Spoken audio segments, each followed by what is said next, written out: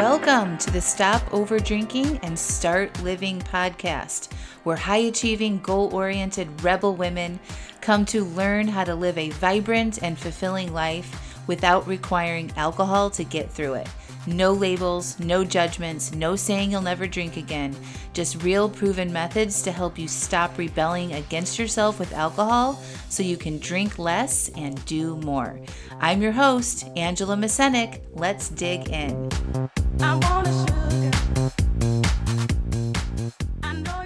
Welcome to episode 298, From Conflict to Connection, Expanding Your Tolerance for Differences. Hello. Welcome back to the podcast. So glad to have you again this week.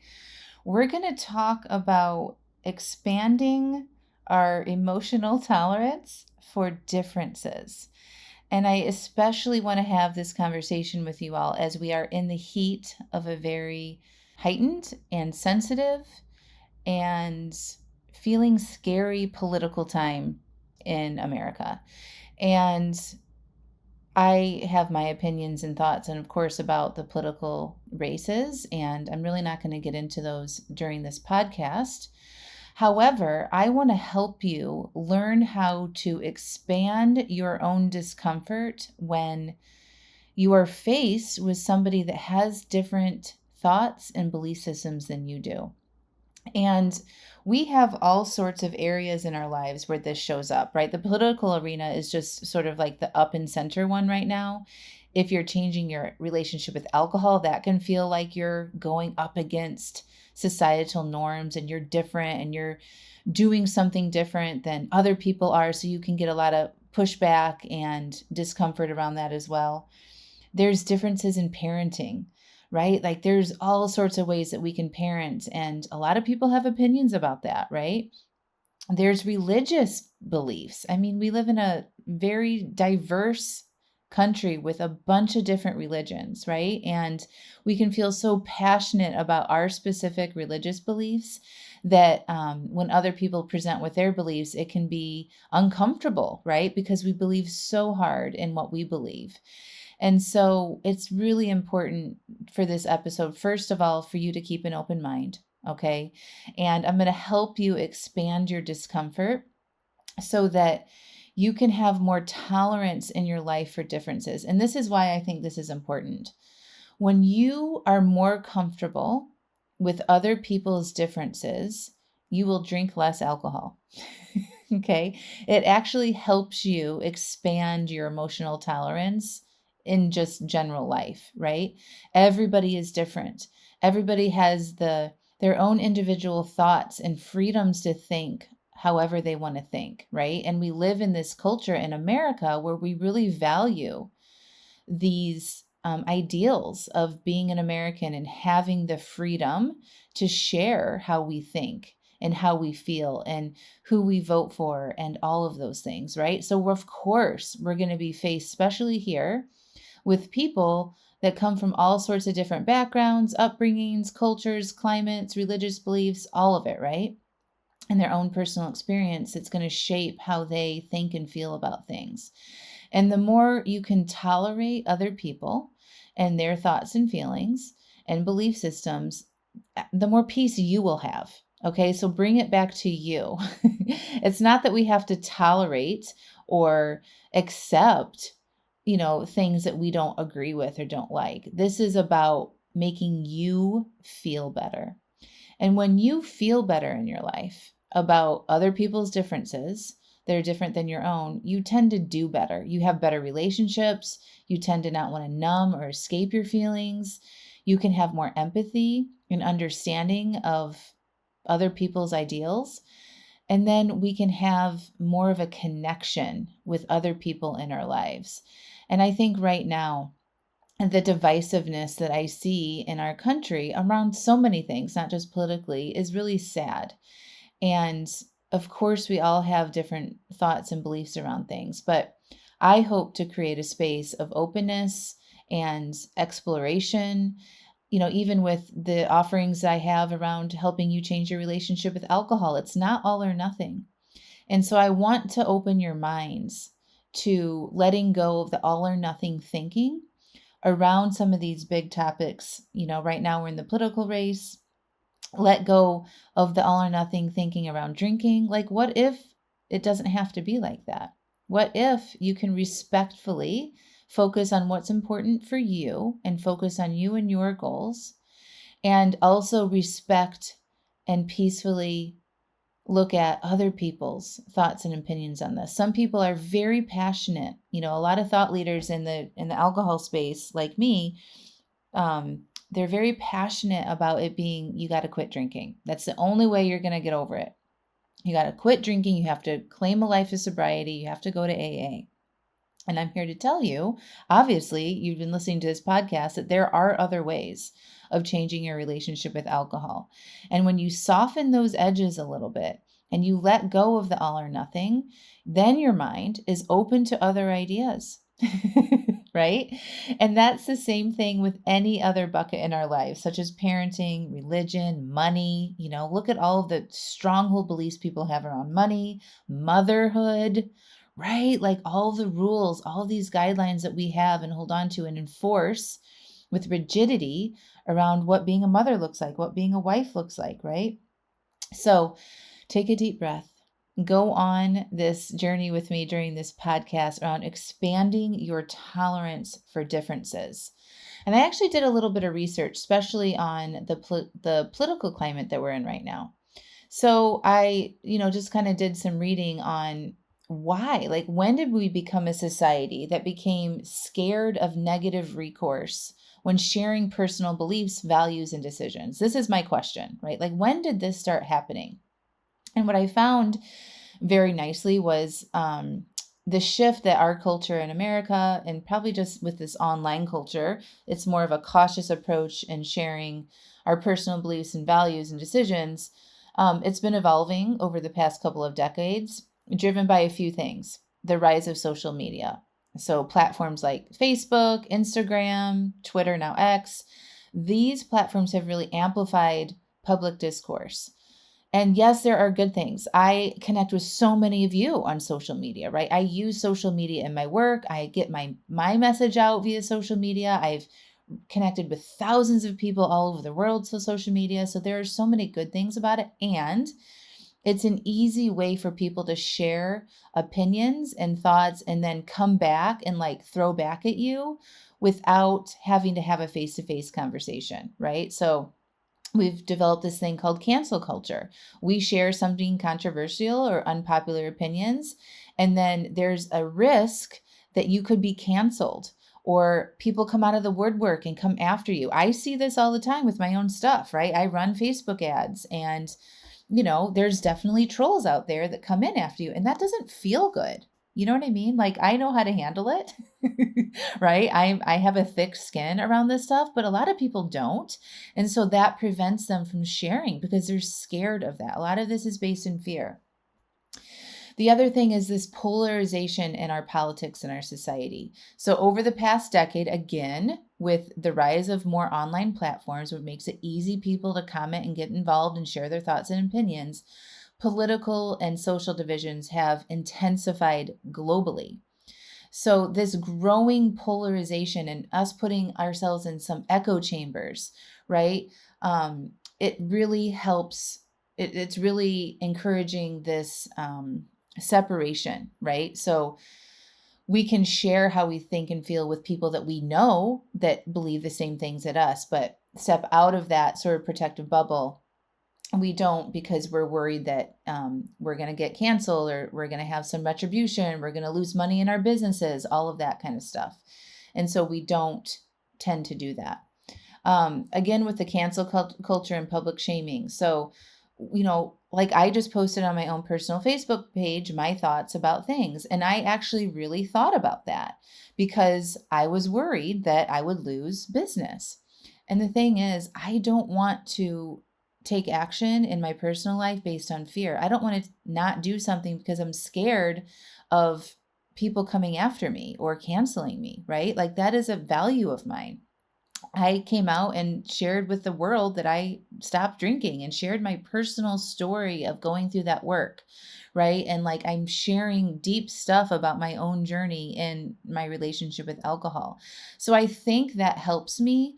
That helped me back then to not be scared of what people thought of me, because it's like, what else, what do I have to lose at this point, right? Like I want to be somebody who is open and shares how I feel and think. That's very important to me because it's better for me and my mental health to just be who I am, right? But a lot of people are scared to do that. And there's just one thing I want to say about that, and we're going to get to this in the podcast in this episode around letting yourself be uncomfortable with other people's opinions. A lot of times when people get canceled, or you as a consumer don't like the political beliefs that somebody else has, you're taking action to cut them off or to cancel them or to quit them or whatever it is, from fear and from anger. And so we as a society need to learn how to feel our feelings. Right? There's always going to be things that piss us off, right? And if you can be with your feelings on that and let yourselves take a minute and stop, notice, and process, and really get yourself settled before you decide to do something, that is the best advice. Because remember, when emotions are high, intelligence is low. So we don't generally make the best decisions when we're triggered and angry about what somebody else is doing or their beliefs, right? Like we're not going to bring people together when we're all just angry and reactive. We need to slow down. We need to take a breath and be thoughtful about what we want to say, what we want to do, and not be reactive and defensive. And of course, that's easier said than done, but that's the challenge. We need to bring people together. We need to be open to having adult conversations here about anything, not just the political environment, right? There's all sorts of conversations on social justice issues, right? Race, gender, equality, justice, like all of these things that so many people are passionate about. What would it be like? Just think about this. What would it be like to just talk about it without getting so upset and getting in fights and being divisive? Like, what would that be like? Is that even possible? I think it is. I think with these types of conversations, which, can be uncomfortable, and the awareness that you can have by looking at your own feelings around things and just taking a beat to be with them and process your feelings, and then coming to the table from a more neutral stance, ready to listen, ready to understand where the other person is coming from so that you can learn more about that person and build a deeper connection. That is possible. I've done it. My clients have done it. My family has done it. My friends have done it. We need to be okay with discomfort. We need to learn how to be okay with our feelings, no matter what they are, and have civil conversations where you can bring people in, and then both people, you can agree to disagree. You can have a friendship with people that don't have the same values as you. You can do that, right? And people don't need to be assholes, okay? So like, I'm not talking about somebody hurting you, right? Or being mean to you or any of that stuff. I'm talking about good people here that are on both sides of any situation: parenting, politics, the alcohol conversations, religion, money, all of that, where they're good people with good intentions. But what gets in a way is our feelings. And when our feelings are activated, when something gets pushed up on us and we feel triggered, we get scared and we want to cut, right? This is like getting into like fight and flight type situations. A lot of times people just want to cut, they want to fight, they want to, dig their heels in the sand and be very firm on this stuff and be very black and white around it. But what if it didn't have to be that way? What if you could take a moment to pause, walk away, take a day, and then respond, right? It doesn't need to be this quick action response to things.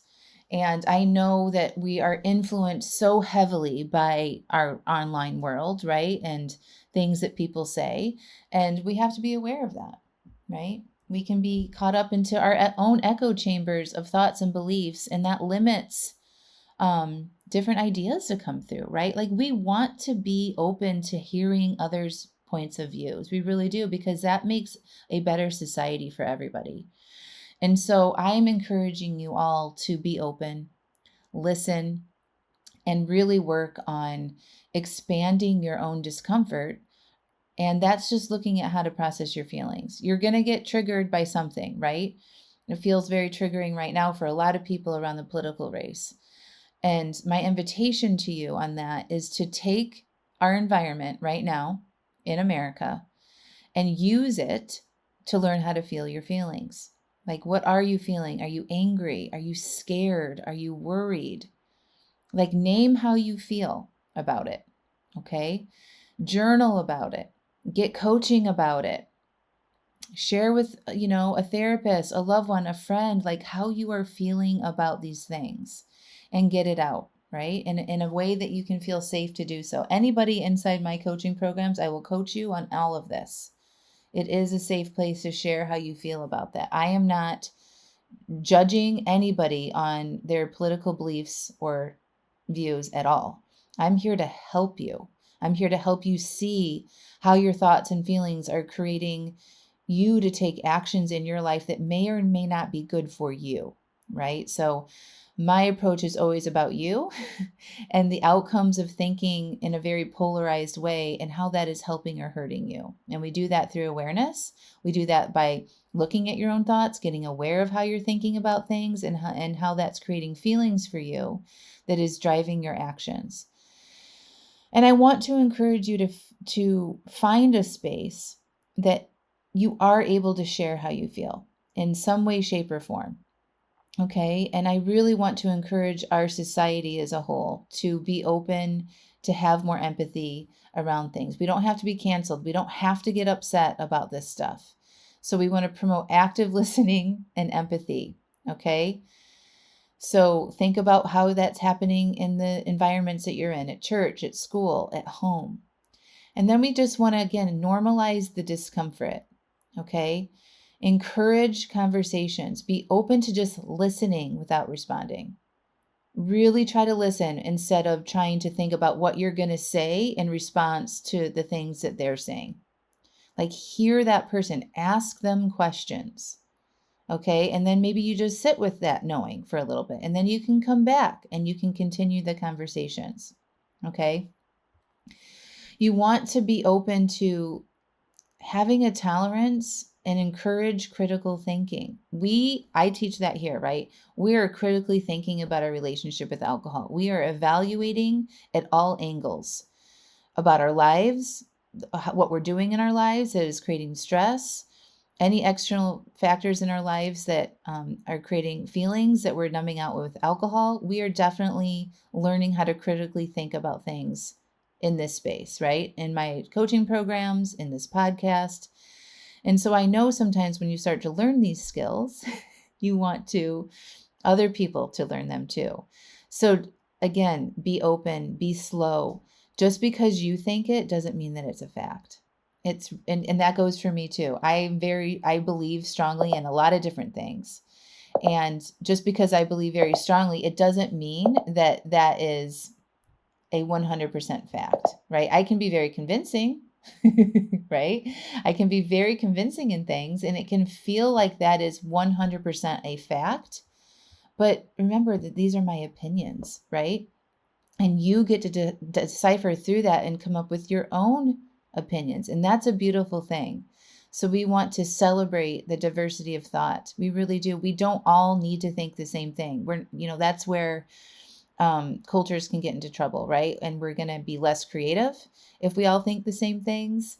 If we all think the same things, we're less likely to share new ideas and thoughts. And so we're not fostering creativity or diversity.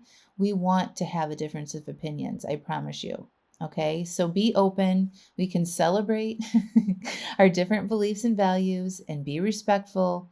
And when we do that, then we have a strong connected community where we can work through issues better, right? We can hear each other more. We can come up with better solutions on things. But when we're so divisive around certain topics, nobody's getting anywhere. And so I want to invite you to really think about that. Love wins, right? Hate separates. All of that stuff is true. When you can be in a relationship with somebody and respectfully disagree, it's a beautiful thing. You can work through disagreements together. You can get along better. You can feel better. And ultimately, when you do these things, you have a better quality of life.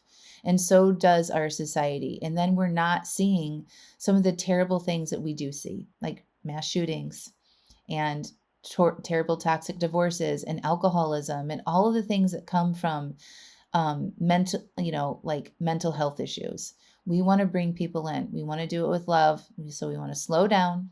We want to pump the brakes. We want to learn how to be with our difficult feelings when other people present difference of ideas and thoughts. Okay, so take a breath, name how you feel, stop, notice and process, notice where you feel that in your body, and really let yourself be with that feeling before you react.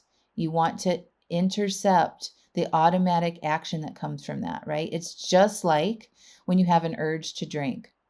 You have that quick action urge that you want to drink alcohol, right? And the way to fix that is to stop, notice, and process, right? You're stopping that automatic behavior. And I think that if we could all just slow down and think through things and process our feelings and have more agency over what we do in response to our feelings, the world would be a much more peaceful and loving place. So I'd love to hear from you on this. If you're practicing this in real time, if this opened up your mind to think about things differently, let's keep this conversation going, okay? Be vulnerable. One of the things that I have practiced ever since learning about life coaching tools is letting go that I might piss somebody off. Now, you might listen to this podcast and never want to listen to another one of my podcasts again. And I have to be willing to take that risk for my own well-being, right? I can't control, and neither can you. We cannot control how other people think and feel. Everybody's going to have their thoughts and feelings based on who they are and the cultures that they live in, how they were raised, and a bunch of different factors, okay?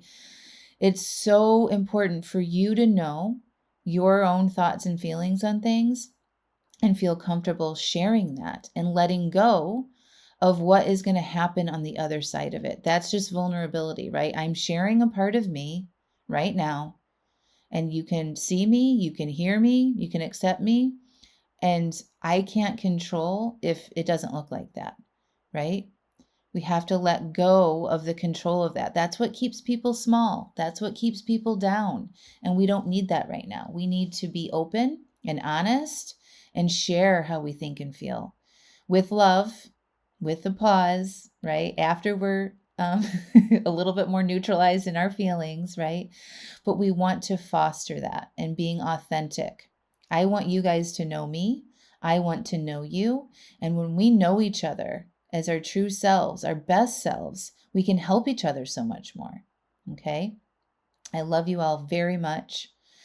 I hope you listen to this podcast over and over again. I hope you do your own research. If there's other things that you want to hear about, know about around feelings, expanding your discomfort that helps you bridge connection, I would love to hear those ideas from you.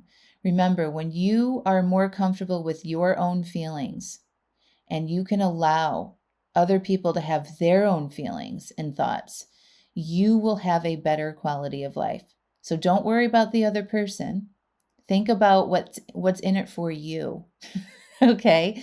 Be selfish here. When you are more open and have more empathy, that feels better than feeling anger and hate. Yeah? So we got to think about how that's going to benefit us. We're motivated by seeking pleasure, avoiding pain, and saving energy. So use that motivational triad to our benefit here and be selfish and be like, if I'm open and I can really understand and feel empathy versus hate or anger or rage, that's going to help me because I'll feel better. And when you feel better, you do better. You drink less. You can stay in your own lane more. You can do what's important to you better and take care of yourself a lot better too. All right, my friends, I love you and we'll talk to you next week. I want you to check out angelamascenik.com/aliveaf. You know what it's like to have a desire to cut back on your drinking, right?